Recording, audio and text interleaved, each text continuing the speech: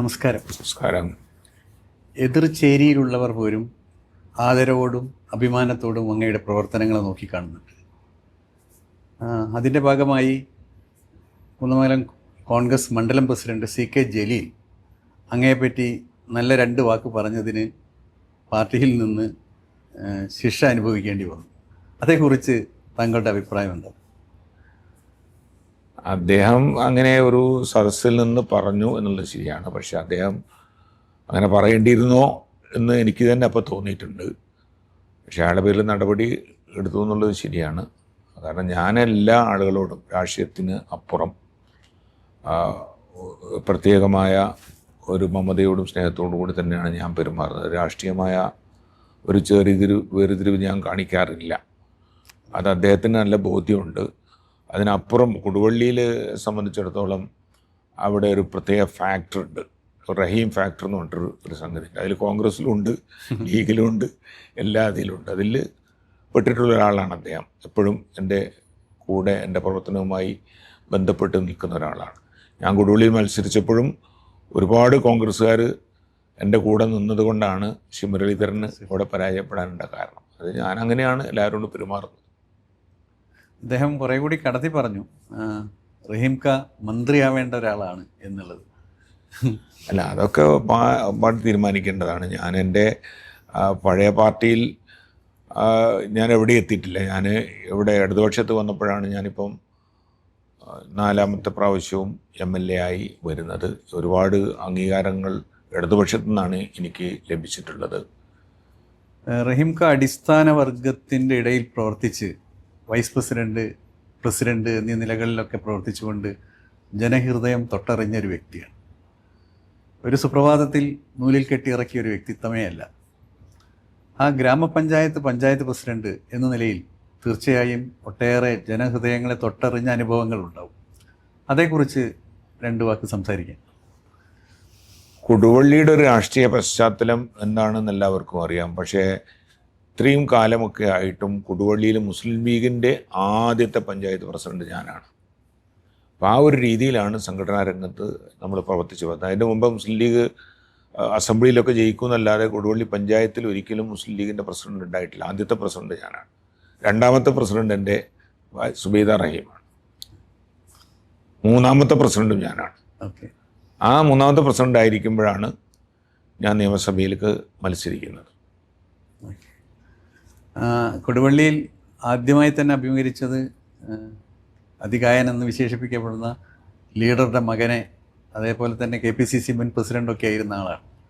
തീർച്ചയായും അത് കേരളം ഏറ്റവും ശ്രദ്ധിച്ച ഒരു തെരഞ്ഞെടുപ്പ് മത്സരം കൂടിയായിരുന്നു. അതേക്കുറിച്ച് എന്തെങ്കിലും ഓർമ്മകൾ ഇപ്പോഴുണ്ടോ? മുരളീധരന് എൻ്റെ വളരെ അടുത്തൊരു സുഹൃത്താണ്. UDF ഉണ്ടായിരുന്നപ്പം നിയമസഭാ തിരഞ്ഞെടുപ്പാണെങ്കിലും ലോക്സഭാ തിരഞ്ഞെടുപ്പാണെങ്കിലും ഒന്നുകിൽ ചെയർമാൻ, അല്ലെങ്കിൽ കൺവീനർ, അല്ലെങ്കിൽ ചീഫ് ഇലക്ഷൻ ഏജൻറ്റ്, അല്ലെങ്കിൽ ഇത് 2 കൂടി എപ്പോഴും ഞാനുണ്ടാകും. അതുകൊണ്ട് എല്ലാ നേതാക്കന്മാരുമായിട്ടും എനിക്ക് അടുത്ത ബന്ധമാണ്. പക്ഷേ യാദൃച്ഛികമായിട്ടാണ് ശ്രീ മുരളീധരന് കൊടുവള്ളിയിൽ ലീഗ് സീറ്റ് കൊടുത്തത്. പക്ഷേ എല്ലാ ആളുകളും, കോൺഗ്രസ്സുകാർക്ക് പോലും അന്നത്തെ അഭിപ്രായം ഞാൻ എൻ്റെ ഒരു പ്രവർത്തന പാരമ്പര്യം വെച്ച് എനിക്ക് അർഹതപ്പെട്ടതാണത് എന്നുള്ളതാണ്. അതുകൊണ്ടാണ് കോൺഗ്രസ്സുകാരുൾപ്പെടെ ആ ഒരു സ്റ്റാൻഡ് എടുത്തിട്ട് ഞാൻ വിജയിക്കാൻ ഇടവന്നിട്ടുള്ളത്. റഹീംക സ്പർശിക്കാത്ത മേഖലകളൊന്നുമില്ല. സത്യത്തിൽ ഒരു പൊതുപ്രവർത്തകൻ്റെ പ്രൊഫൈൽ എടുത്ത് നോക്കുകയാണെങ്കിൽ ഏറ്റവും മാതൃകാപരമായിട്ടുള്ള ഒരു പ്രവർത്തന ചിത്രമാണ് നമുക്ക് തെളിഞ്ഞു വരുന്നത്. അടിത്തട്ടിലുള്ള എല്ലാ മേഖലയിലും സജീവമായി പ്രവർത്തിച്ചുകൊണ്ടാണ് മുന്നോട്ട് വന്നിരിക്കുന്നത്.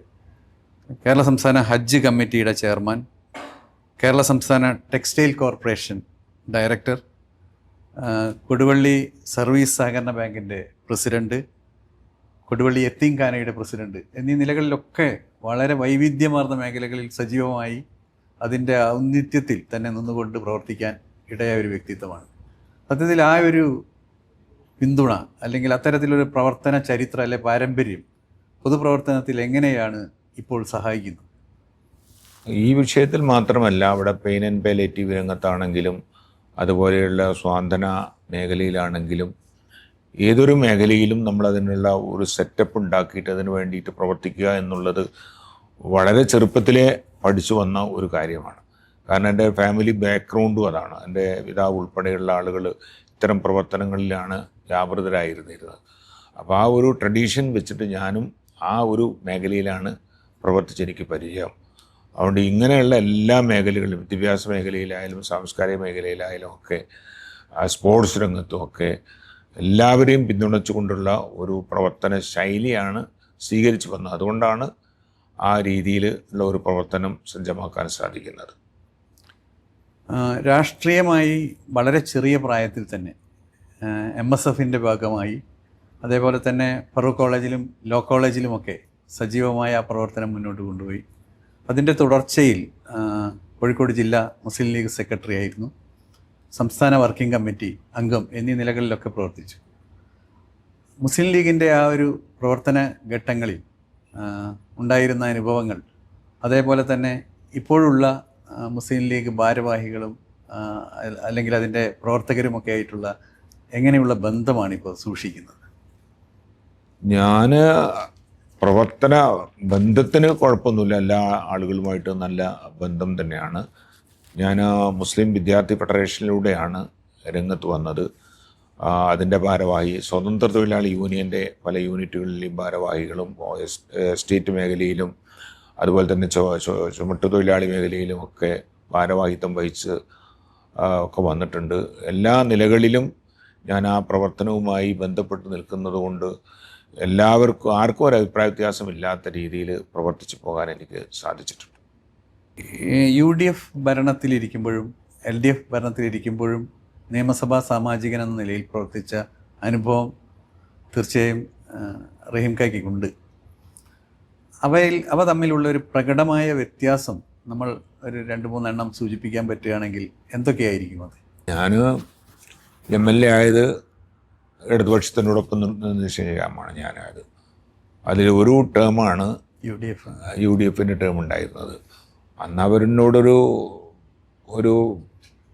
ഒരകൽച്ച പാലിച്ചിരുന്നു എന്നുള്ളൊരു വസ്തുതയാണ്. അതിനിടക്ക് ഈ ഉമ്മൻചാണ്ടിൻ്റെ ഭരണകാലത്ത് ഒരു യഥാർത്ഥത്തിലൊരു തൂക്ക് സഭയായിരുന്നു അന്നുണ്ടായിരുന്നത്, ഒരു വോട്ടിൻ്റെ ഭൂരിപക്ഷത്തിന്. അപ്പോൾ അത് ഉറപ്പിച്ചു നിർത്തുന്നത് കാസ്റ്റിംഗ് വോട്ടിലാണ് നല്ലത്. അന്ന് എന്നെ സമീപിച്ചിരുന്നു, മഞ്ഞളാംകുഴി എനിക്ക് ചെയ്തെല്ലാ സൗകര്യവും ചെയ്തു തരാം എന്ന് പറഞ്ഞു. ഞാനത് ഡിനൈ ചെയ്തതിന് ശേഷമാണ് മറ്റൊരാളെ കൂറുമാറ്റി കൊണ്ടുപോയി രാജിവെപ്പിച്ചിട്ട് തിരുവനന്തപുരത്ത് ഒരു തിരഞ്ഞെടുപ്പൊക്കെ നടത്തേണ്ടി വന്നത്.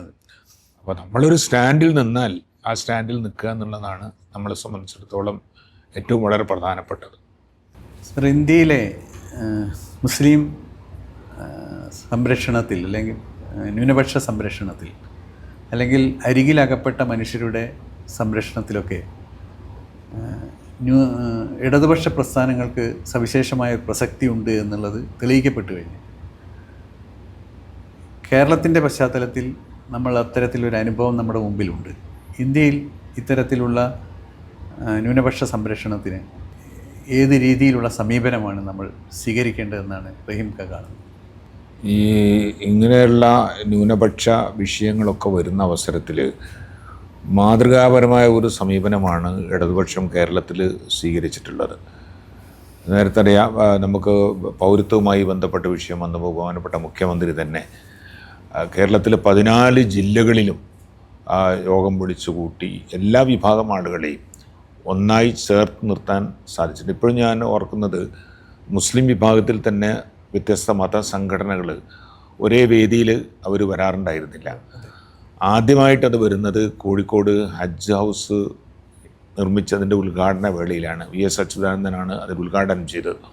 ആ സദസ്സിലാണ് ഈ വ്യത്യസ്ത മേഖലകളിലെ എല്ലാ ആളുകളും കൂടി ഒരു വേദിയിൽ വരാനുള്ള ഒരു സന്ദർഭം ഉണ്ടായത്. ഇങ്ങനെ എല്ലാ അർത്ഥത്തിലും ഈ പ്രശ്നങ്ങൾ വരുമ്പോൾ, പ്രയാസങ്ങൾ വരുമ്പോൾ, അത് പൗരത്വത്തിൻ്റെ വിഷയത്തിലാണെങ്കിലും അതുപോലെ തന്നെ മറ്റേതൊരു വിഷയത്തിലാണെങ്കിലും ഇടതുപക്ഷം സ്വീകരിക്കുന്ന ഒരു സമീപനം വളരെ പ്രധാനപ്പെട്ടതാണ്. കാരണം ഒരു മടിയും കൂടാതെ അവരുടെ ആദർശത്തിനനുസരിച്ച് അവർക്കത് ചെയ്യാൻ സാധിക്കുന്നുണ്ട്. പക്ഷേ കോൺഗ്രസ്സിലെത്തുമ്പം അവർക്ക് അവരുടെ ഉള്ളിൽ തന്നെയുള്ള വ്യത്യസ്തമായ അഭിപ്രായങ്ങൾ കാരണം ആ ഒരു കാര്യത്തിൽ ദൃഢമായ ഒരു സമീപനം സ്വീകരിക്കാൻ അവർക്ക് സാധിക്കുന്നില്ല എന്നുള്ളതാണ് വസ്തുത. അത് വളരെ പ്രകടമായിട്ട് കേരളത്തിൽ ഈ കാര്യത്തിലൊക്കെ നമ്മൾ കണ്ടിട്ടുണ്ട്. ഇപ്പോൾ കർണാടകയിൽ ചില പ്രശ്നങ്ങളുണ്ടായി. ബുൾഡോസർ രാജുണ്ടായി, മറ്റിടങ്ങളിലൊക്കെ ഉണ്ടായി ബുൾഡോസർ രാജ്. ആ സമയത്ത് ആദ്യം തന്നെ അവിടുത്തെ മുഖ്യമന്ത്രി പറഞ്ഞത് നടപ്പാക്കാൻ പിന്നീട് അദ്ദേഹത്തിന് സാധിച്ചില്ല. പക്ഷെ കേരളത്തിലാണെങ്കിൽ അങ്ങനെയല്ല ഉണ്ടാവുക. ആ ദൃഢതയോടുകൂടി ആ കാര്യങ്ങൾ ചെയ്തിരിക്കും. അങ്ങനെ എല്ലാ കാര്യങ്ങളിലും കേരള നിയമസഭയുടെ ഒരുപാട് പ്രമേയങ്ങൾ തന്നെ എടുത്താൽ അറിയാം. ബാബരി മസ്ജിദ് പുനർനിർമ്മിക്കണം എന്ന് ഏകകണ്ഠമായി പ്രമേയം എടുത്തിട്ടുള്ള ഒരു നിയമസഭയാണ് നമ്മുടെ നിയമസഭ. പക്ഷേ ഏക സംസ്ഥാനമാണ്. അതുപോലെ തന്നെ CAA കാര്യത്തിലാണെങ്കിലും ഏതൊരു വിഷയത്തിലും വളരെ ശക്തമായ ഒരു നിലപാട് സ്വീകരിച്ച് പോകുന്നുണ്ട്. പ്രതിപക്ഷത്തിന് പോലും എതിർക്കാൻ സാധിക്കില്ല. അവർ ഇറങ്ങിപ്പോകാന്നല്ലാതെ ആ കാര്യത്തിലൊന്നും അവർ എതിർത്തിട്ടില്ല. അപ്പോൾ അവരെ കൂടി സമ്മർദ്ദത്തിലാക്കുന്ന രീതിയിലുള്ളൊരു സമീപനം കേരളത്തിൽ ഇടതുപക്ഷത്തിന് സ്വീകരിക്കാൻ സാധിച്ചിട്ടുണ്ട്. അത് ഡിനേ ചെയ്യാൻ അപ്പുറത്തുള്ളവർക്ക് പോലും സാധിച്ചിട്ടില്ല എന്നുള്ളതാണ്. പക്ഷേ കേരളത്തിൻ്റെ പുറത്ത് കോൺഗ്രസ് അതല്ല. കേരളത്തിൽ അവർക്ക് അനുകൂലിക്കാൻ സാധിച്ചില്ല, വോട്ട് ചെയ്യാൻ സാധിച്ചില്ലെങ്കിൽ അവർ ഇറങ്ങിപ്പോയി തന്നെയെങ്കിലും സഹായിക്കും.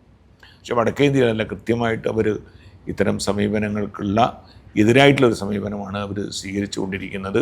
അതേപോലെ തന്നെ കേരളം ചർച്ച ചെയ്യുന്ന ഒരു കാര്യമാണ് കോലീബി സഖ്യം. നമുക്കറിയാം, ബേപ്പൂരിലും വടകരയിലുമൊക്കെ പരീക്ഷിച്ചതാണ്. ഒരു തെരഞ്ഞെടുപ്പിനെ അഭിമുഖീകരിക്കുന്ന ഈ സമയത്ത് അത്തരത്തിലുള്ള ഒരു പരിശ്രമം അതിൻ്റെ പുറകിൽ നടക്കുന്നു എന്ന് സംശയിക്കുന്ന സൂചനകളാണ് പുറത്തു വന്നുകൊണ്ടിരിക്കുന്നത്.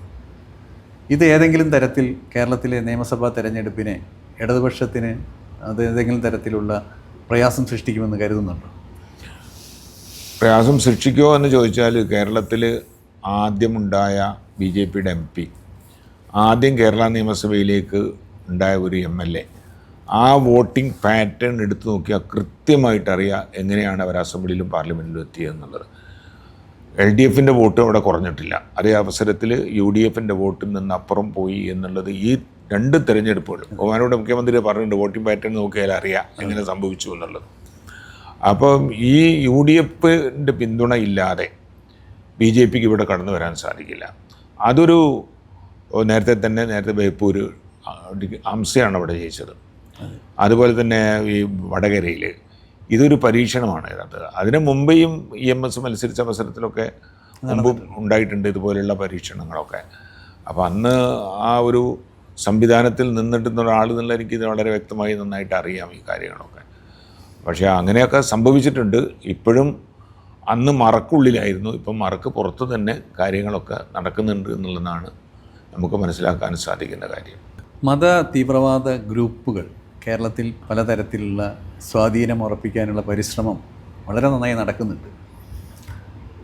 അത് പലപ്പോഴും UDFൻ്റെ ഒരു സഹായം അതിന് ഉണ്ടാവുന്നു എന്നുള്ളൊരു ആക്ഷേപം നിലനിൽക്കുന്നുണ്ട്. പ്രത്യേകിച്ചും മുസ്ലിം തീവ്രവാദ സ്വഭാവമുള്ള സംഘടനകളുമായി രാഷ്ട്രീയ സഖ്യം ഈ നിലനിർത്തുന്നതിനുള്ള പരിശ്രമമൊക്കെ വളരെയേറെ ചർച്ചയ്ക്ക് വിധേയമാക്കിയിട്ടുണ്ട്. അതേക്കുറിച്ച് റഹീം ക എങ്ങനെയാണ് നിരീക്ഷിക്കുന്നത്? കാരണം അത് കോൺഗ്രസ് ഒക്കെ എടുക്കുന്ന ഒരു സമീപനം അവരുടെ പൊളിറ്റിക്കൽ ഗെയിനിന് വേണ്ടിയിട്ടാണ് അവർ ചെയ്യുന്നത്. അവർക്കറിയാം ഈ പ്രശ്നങ്ങളൊന്നും അവർക്കറിയാം, അവരാണികൾക്കും അറിയാം. പക്ഷേ ഇത് എന്താ വെച്ചിട്ടാണെങ്കിൽ പൊളിറ്റിക്കൽ ഗെയിൻ, ഇലക്ഷൻ വരുന്ന അവസരത്തിലാണ് ഇത്തരം സംവിധാനങ്ങളൊക്കെ ആയിട്ട് അവർക്ക് ഒരു സഹവർത്തിത്വം ഉണ്ടാക്കാൻ വേണ്ടി അവർ ശ്രമിച്ചു കൊണ്ടിരിക്കുന്നത്. പക്ഷേ ഇടതുപക്ഷം എടുക്കുന്ന ഒരു സമീപനം എന്ന് പറഞ്ഞാൽ നഷ്ടമാണെങ്കിലും നഷ്ടമായിക്കോട്ടെ, നമ്മൾ അത്തരം കാര്യങ്ങൾക്കൊന്നും പോകേണ്ടതില്ല എന്നുള്ള അർത്ഥത്തിലാണ് ഇടതുപക്ഷത്തിൻ്റെ ഒരു സമീപനം. ഇപ്പോൾ ലോകത്ത് തന്നെ വലിയ പ്രതിസന്ധി അഭിമുഖീകരിച്ചുകൊണ്ടിരിക്കുകയാണ്. യുദ്ധത്തോടനുബന്ധിച്ചിട്ടുള്ള ഒട്ടേറെ പ്രതിസന്ധികളുണ്ട്. മുമ്പൊക്കെ ഇടതുപക്ഷം ഒക്കെ ഇത്തരത്തിലുള്ള യുദ്ധത്തിനെതിരെ സമരം നടത്തുന്ന സമയത്ത് ഇപ്പോഴും അങ്ങ് ഇറാനിലും ഇസ്രായേലും നടക്കുന്നതിൽ നിങ്ങൾക്കെന്താണ് ഇത്ര ഇവിടെ വന്ന് സമരം ചെയ്യേണ്ടത് എന്നുള്ള ചോദ്യങ്ങളൊക്കെ ആക്ഷേപകരമായിട്ട് ഉന്നയിക്കാറുണ്ട്.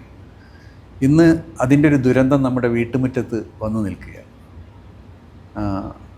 അതിനെക്കുറിച്ച് ഇന്ന് ലോകത്ത് വളരെയേറെ ചർച്ച ചെയ്യുന്നൊരു കാലഘട്ടത്തിൽ നമ്മൾ ഒട്ടേറെ ദുരന്തങ്ങളെ, പ്രത്യേകിച്ചും കേരളം പോലുള്ളൊരു സംസ്ഥാനത്ത് പുറത്ത് താമസിക്കുന്ന ഒട്ടേറെ ആളുകളുണ്ട് വിദേശ രാജ്യങ്ങളിലൊക്കെ. അവരൊക്കെ വളരെ ആശങ്കാകുലരായിട്ട് നിൽക്കുകയാണ്. ഈ ഒരു സാഹചര്യത്തിൽ കേരളം എന്തൊക്കെ സമീപനമാണ് സ്വീകരിച്ചിരിക്കുന്നത്? ഏതെങ്കിലും പ്രത്യേക സമീപനം സ്വീകരിക്കേണ്ടതുണ്ടോ എന്നുള്ളത് ഒരഭിപ്രായം പറയാം. നമ്മുടെ ഒരുപാട് സഹോദരന്മാർ, പ്രത്യേകിച്ച് കേരളത്തിൽ ഒരാളെങ്കിലും ഒരു വീട്ടിൽ നിന്ന് ജോലി ചെയ്യുന്ന ഗൾഫ് രാജ്യങ്ങളിലാണ്. അവരുടെ ഒരു സാമ്പത്തിക ഘടനയും അതിനടിസ്ഥാനപ്പെടുത്തിയാണ് നിൽക്കുന്നത്.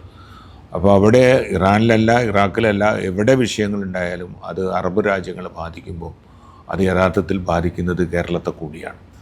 അപ്പോൾ അത് ഇപ്പം യുദ്ധത്തിന് നേരിട്ട് നമ്മളാരും പങ്കെടുക്കുന്നില്ലെങ്കിൽ പോലും നമ്മൾ അടുക്കളയെ പോലും ഇപ്പം അത് ബാധിച്ചു കഴിഞ്ഞു എന്നുള്ളതാണ്. ഹോട്ടലുകൾ പലതും പൂട്ടിക്കഴിഞ്ഞു, ഇഫ്താറുകൾ പലതും ക്യാൻസൽ ചെയ്യേണ്ടി വന്നു. അപ്പം ഈ യുദ്ധം നമ്മളല്ല, നമുക്കിതുമായിട്ട് ബന്ധമില്ല എന്ന് പറയുന്നതല്ല ശരി. യുദ്ധത്തിനെതിരായിട്ട് നിൽക്കുകയും സമാധാനം ഉണ്ടാകുകയും ചെയ്യുമ്പോൾ മാത്രമാണ് നമുക്കും നന്നായി മുന്നോട്ട് പോകാൻ സാധിക്കുന്നത്. കാരണം നമ്മുടെ സമ്പൽ വ്യവസ്ഥയും നിലനിൽക്കുന്നത് ആ ഒരു അടിസ്ഥാനത്തിലാണ്. എൻ്റെ വീട്ടിൽ തന്നെ ഇപ്പം ഒന്നിലധികം ആളുകൾ വിദേശത്ത് ആണ് ജോലി ചെയ്യുന്നത്. അപ്പോൾ അതെല്ലാ വീടുകളും, എൻ്റെ അയൽവക്കത്തും ഒക്കെ അങ്ങനെ തന്നെയാണ്. ഒരു ആളെങ്കിലും ഗൾഫിലില്ലാത്ത ഒരു വീടുകളും നമ്മുടെ നാട്ടിലൊന്നും ഇല്ല എന്നുള്ളതാണ്. അപ്പോൾ അവിടെ ഉണ്ടാകുന്ന അവസരത്തിൽ ഈ അമേരിക്കൻ്റെ താവളങ്ങൾക്കെതിരായിട്ടാണ് യുദ്ധമെങ്കിൽ പോലും അമേരിക്കയ്ക്ക് എന്താണല്ലോ ഒരു അവരുടെ രാജ്യത്തേക്ക് എന്തായാലും ഇതൊന്നും എത്തൂല എന്നുള്ളതാണ്, അവർ മറ്റേ വൻകരയിലായതുകൊണ്ട്. അപ്പോൾ പക്ഷേ ഇവിടെ വരുന്ന അക്രമങ്ങളും യഥാർത്ഥത്തിൽ ബാധിക്കുന്നത് നമ്മളെ കൂടിയാണ്. അതുകൊണ്ടാണ് നമ്മൾ ആ ഒരു സ്റ്റാൻഡ് എടുത്തു പോകണം എന്ന് നമ്മൾ വിശ്വസിക്കുന്നത്. അല്ലാതെ അവിടെ യുദ്ധം ചെയ്യുന്നതിന് എന്തിനാണ് ഇവിടെ നമ്മൾ പ്രതിഷേധിക്കുന്നതെന്ന് ചോദിക്കലും അർത്ഥമൊന്നുമില്ല. കാരണം നമ്മൾ പ്രതിഷേധിക്കുകയും ചെയ്യാൻ കഴിയുന്ന കാര്യങ്ങളൊക്കെ ചെയ്യുകയും ചെയ്യുക എന്നുള്ളത് നമ്മുടെ ഒരു ബാധ്യതയാണ്, നമ്മുടെ നിലനിൽപ്പിൻ്റെ ഒരു വിഷയം കൂടിയാണത്. യുദ്ധം നടന്നുകൊണ്ടിരിക്കുമ്പോൾ ഏതെങ്കിലും തരത്തിൽ ഇടപെടാൻ കഴിയുന്ന കേന്ദ്ര സർക്കാർ അക്കാര്യത്തിൽ കുറ്റകരമായ അനാസ്ഥ നിസ്സംഗതയാണ് പ്രകടിപ്പിക്കുന്നത് എന്നുള്ളത് വളരെ വ്യക്തമാണ്. കഴിഞ്ഞ ദിവസം മാധ്യമപ്രവർത്തകർ പെട്രോളിയം മന്ത്രി സുരേഷ് ഗോപിയോട് ചോദിച്ച സമയത്ത് അദ്ദേഹം കൃത്യമായൊരു മറുപടി ഒന്നും പറഞ്ഞില്ല. കേരളീയനായ ഒരു മന്ത്രി കേന്ദ്രത്തിൽ സഹമന്ത്രിയായി ഈ വകുപ്പ് കൈകാര്യം ചെയ്യുമ്പോൾ പോലും നമ്മുടെ പ്രശ്നത്തെ അഭിസംബോധന ചെയ്യാൻ സന്നദ്ധമാവാത്ത തരത്തിൽ തീർച്ചയായും നമ്മൾ പരിഗണിക്കേണ്ട ഒരു വിഷയം, യുദ്ധം തുടങ്ങിയിട്ടേ ഉള്ളൂ. അവരവകാശപ്പെട്ടിരുന്നത് 6 മാസത്തേക്കുള്ള എല്ലാ സംവിധാനങ്ങളും ഞങ്ങൾ ഒരുക്കിയിട്ടുണ്ട് എന്ന്. പക്ഷേ ഇപ്പോൾ തന്നെ ഏറ്റവും ഭീകരമായ സാഹചര്യത്തിലൂടെയാണ്. ഹോട്ടലുകളൊക്കെ അധികം അടച്ചു പൂട്ടിക്കഴിഞ്ഞു, വീടുകളിലേക്ക് ഗ്യാസ് കിട്ടുന്നില്ല, വലിയ പ്രതിസന്ധി അഭിമുഖീകരിക്കുകയാണ്.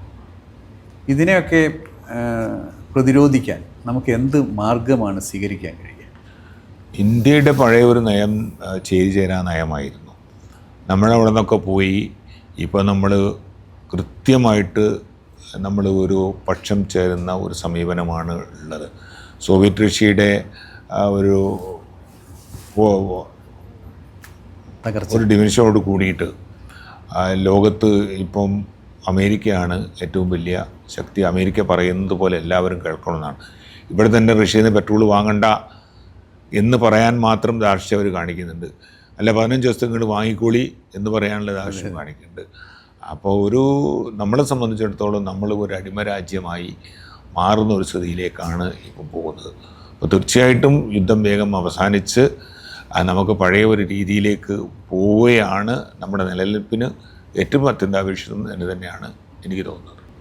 ഇടതുപക്ഷ സർക്കാരിൻ്റെ മൂന്നാം ഊഴം ഉണ്ടാവും എന്നുള്ള കണക്കുകളൊക്കെ പറയുന്നുണ്ട്. പ്രത്യേകിച്ചും റഹീംഖായെ പറ്റിയിട്ടുള്ളൊരു ചാനൽ നടത്തിയിട്ടുള്ളൊരു സർവേയിൽ റഹീംഖാൻ്റെ പ്രവർത്തനങ്ങൾ കുന്നമംഗലത്ത് ഏറ്റവും മെച്ചപ്പെട്ട രീതിയിൽ ഏതാണ്ട് 75 മാർക്കോളം കിട്ടിയിട്ട് അവർ അവതരിപ്പിച്ചിട്ടുണ്ട്.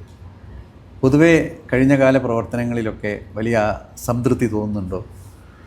എൻ്റെ ഒരു പഴയ അനുഭവം, നേരത്തെ നിങ്ങൾ പറഞ്ഞു ഞാൻ പഞ്ചായത്തിലും ഭരണസമിതിയിലുണ്ടായിരുന്നു എന്നുള്ളത്. ഞാൻ 5 വർഷം സെക്രട്ടേറിയറ്റിലുണ്ടായിരുന്നു, അഹമ്മദിൻ്റെ അസിസ്റ്റൻറ്റ് പ്രൈവറ്റ് സെക്രട്ടറി ആയിട്ട്. അപ്പോൾ ഏത് റൂട്ടിലാണ് വികസന പ്രവർത്തനങ്ങൾ പോകേണ്ടത് നല്ല ധാരണ എനിക്കുണ്ട്. ഞാൻ ആ ഒരു റൂട്ടിലൂടെയാണ് ഞാൻ വികസന പ്രവർത്തനവുമായി സമീപിക്കുന്നത്. അതുകൊണ്ട് എന്ത് ചെയ്യണം എന്നുള്ളത് എനിക്കൊരു ലക്ഷ്യമുണ്ടെങ്കിൽ ആ ലക്ഷ്യം നേടിയെടുക്കാനുള്ള മാർഗം എന്താണെന്നും കൃത്യമായിട്ട് എനിക്കറിയാം. എല്ലാം വിജയിച്ചോളണമെന്നില്ല, എന്നാലും നടക്കുന്നത് എന്ത് നടക്കാത്തത് എന്ത് എന്ന് എനിക്ക് പൂർണ്ണമായ ബോധ്യമുണ്ട്. നടക്കാത്തതിൻ്റെ പിന്നിൽ നടത്തേണ്ട കാര്യമല്ല. അപ്പോൾ നടക്കാവുന്ന കാര്യങ്ങൾ കൃത്യമായിട്ട് അതിൻ്റെ പിന്നിൽ പോയി ചെയ്യാനുള്ള ഒരു പരിചയം ഞാൻ നേരത്തെ തന്നെ സമ്പാദിച്ചു വെച്ചതുകൊണ്ട് ആ റൂട്ടൊക്കെ എനിക്ക് നന്നായിട്ട് അറിയുന്നത് കൊണ്ടാണ് കാര്യങ്ങൾ ചെയ്യാൻ എനിക്ക് സാധിക്കുന്നതെന്നാണ് ഞാൻ വിശ്വസിക്കുന്നത്. അടുത്ത നിയമസഭാ മണ്ഡലത്തേക്കും കുന്നമംഗലത്തുകാർ പ്രതീക്ഷയോടുകൂടി കാത്തിരിക്കുന്ന പേര് റഹീംഖാൻ്റേത് തന്നെയാണ്. അതിന് വമ്പിച്ച വിജയം ഉണ്ടാവട്ടെ, എല്ലാവിധ പിന്തുണയും സമൂഹത്തിൽ നിന്നും ഉണ്ടാവട്ടെ എന്ന് ആശംസിക്കുകയാണ്. എല്ലാ ആശംസകളും. Thank you very much.